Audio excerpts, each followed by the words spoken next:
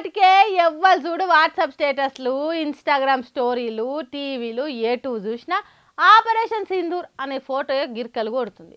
ఇక రేపు ఈ పేరును వెండి పరద ఎక్కించేదాకా ఊకునేటట్టు లేరు కదా. ఎందుకు ఆ మాట అంటున్నా అనుకుంటుర్రా? ఇగో ఉత్త టైటిల్ కార్డు కోసమే కొట్టుకుంటున్న తీరును చూస్తే మీరు కూడా అదే అంటారు కావచ్చు. ఓ దిక్కు ఆపరేషన్ సింధూర్ పేరు మీద పాకిస్తాన్ ఇండియా నడుమ యుద్ధం అవుతుంటే ఆపరేషన్ సింధూర్ పేరుతోని సినిమా టైటిల్ కోసం సినిమా కంపెనీల నడుమ యుద్ధాలు నడుస్తున్నాయి. Indian motion picture producer association, Indian film and television producer కౌన్సిల్లకు ఈమెయిల్లనే 30కి మీదనే దరఖాస్తులు వచ్చినాయట. మధుర్ భండార్కర్ అసొంటి బాలీవుడ్ బడా డైరెక్టర్లే కాకుండా దగ్గర 15 పెద్ద సినిమా కంపెనీలు ఈ టైటిల్ మాకంటే మాకు అనుకుంటా పోటీ పడుతున్నాయట.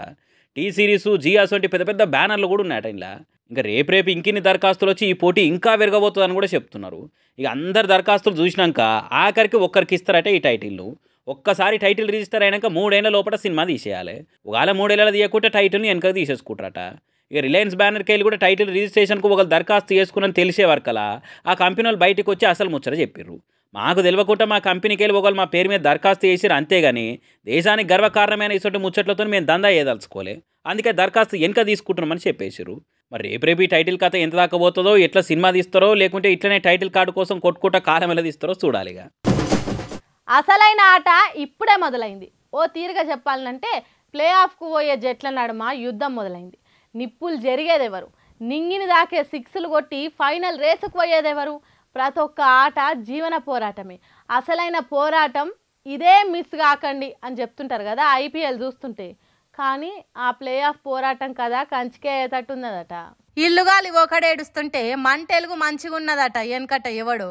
హాగో అట్లనే ఉన్నది గీ క్రికెట్ ఆట అని బంద్ పెట్టిండ్రట. ఓ దిక్కు యుద్ధం జరుగుతుంటే ఇంకో దిక్కు ఢిల్లీ పంజాబ్ జట్లు ఆట ఆడుతున్నాయి. అప్పుడే బ్లాక్అవుట్ అనే సైరన్ మోగింది. అంటే లైట్లు బంద్ పెడతారన్నట్టు. అసొంటప్పుడు ఇక ఆటేం ఆడతారు. అందుకే స్టేడియంలో కూర్చొని క్రికెట్ చూస్తున్న వాళ్ళని వెళ్ళిపోమన్నారు. ఐపీఎల్ చైర్మన్ అరుణ్ ధుమాల్ చేతులు ఊపుకుంటా చూసిన కాడికి జాలుగానే వెళ్ళిపోనరా అన్నట్టు సాయిగలు చేసిండ్రు ప్రేక్షకులకు. మరి అంతే కదా, అసలే యుద్ధం జరుగుతున్నది. పుసుక్కున ఏ బాంబన్న వచ్చి స్టేడియంలో పడితే ఇంకేమైనా ఉన్నదా?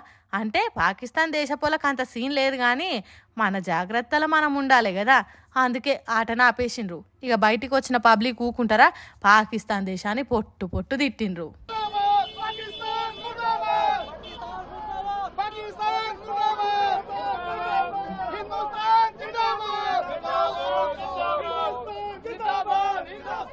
ఇంత కోపం ఆట చూడకుండా అయిందని కాదు, ఉగ్రవాదులను పెంచి పోషించి ఇంత దాకా తెచ్చి ఆగం చేస్తున్నందుకు.